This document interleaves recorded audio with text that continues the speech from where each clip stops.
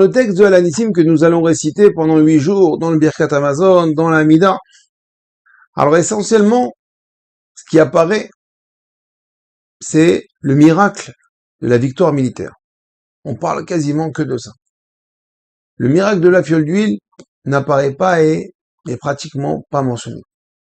Alors si c'est comme ça, en fin de compte, on comprend que Hanouka, l'essentiel de la Oda, l'essentiel du remerciement, c'est sur la victoire militaire. C'est le véritable miracle de Hanouka. Alors pourquoi avoir fait le miracle de la fiole d'huile? Puisque en fin de compte, on ne le mentionne pas du tout.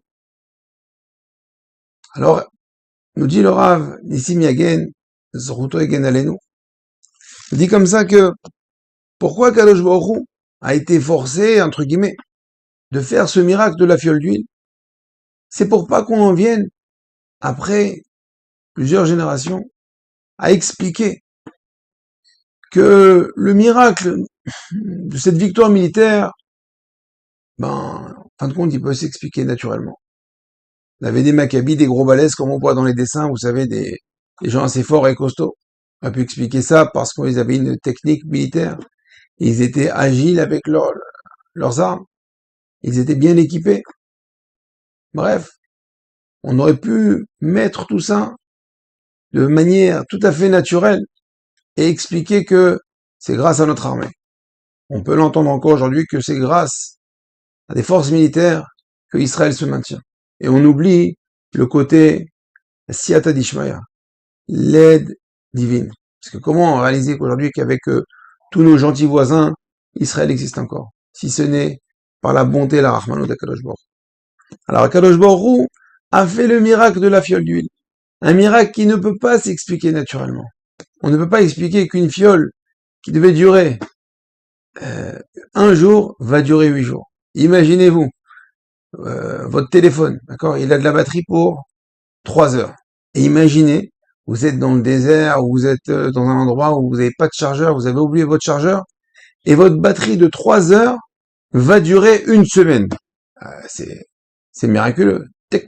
Techniquement, technologiquement parlant, ça ne peut pas s'expliquer. C'est pas possible. Vous avez raconté tout le monde à cette histoire. Tu te rends compte, une batterie de 3 heures, elle a duré pendant 8 jours. Et pourtant, j'ai utilisé, j'ai envoyé, j'ai filmé. C'est ce qui s'est passé.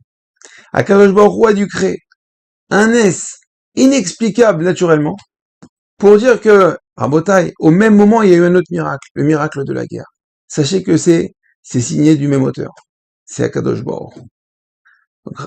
Donc le miracle de Hanouka, lorsqu'on vient allumer les lumières, lorsqu'on vient rallumer ces nérotes, c'est vrai que l'essentiel, c'était la guerre. Et lorsqu'on allume les lumières, c'est pour nous éclairer sur notre quotidien. Lorsqu'on est justement dans ce rocher, dans cette obscurité, on croit, on imagine que tout ce qu'on fait, c'est grâce à nous. C'est grâce à mon application. C'est grâce à est-ce que j'arrive à l'heure à mon rendez-vous. C'est grâce à ça que,